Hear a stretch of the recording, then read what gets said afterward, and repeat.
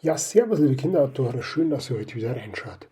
Für ein Stockbrot brauchen wir erstmal ein gut gehendes Feuer. Und wichtig ist, ihr seht es selber, das qualmt nicht. Und warum qualmt es so gut überhaupt nicht? Weil wir ein gut durchgetrocknetes Holz verwenden. Also bitte nicht grünes Holz nehmen oder nasses Holz.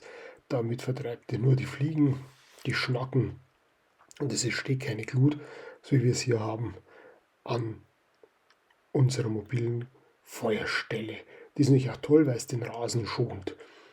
Also bitte nur Holz verwenden und nicht zu viel Grillanzünder hernehmen. Das ist schon mal die erste Grundlage für ein gutes Stockbrot.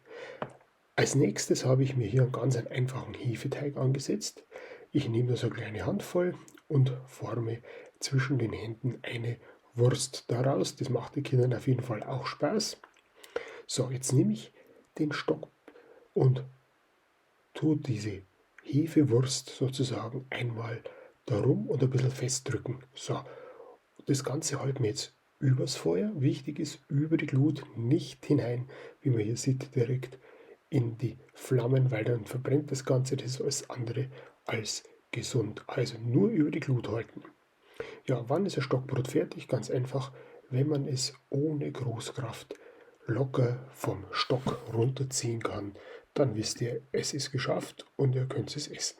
Ja, weitere tolle Tipps findet ihr auf kinderoutdoor.de. Schaut wieder rein. Für den Servus, euer Uli.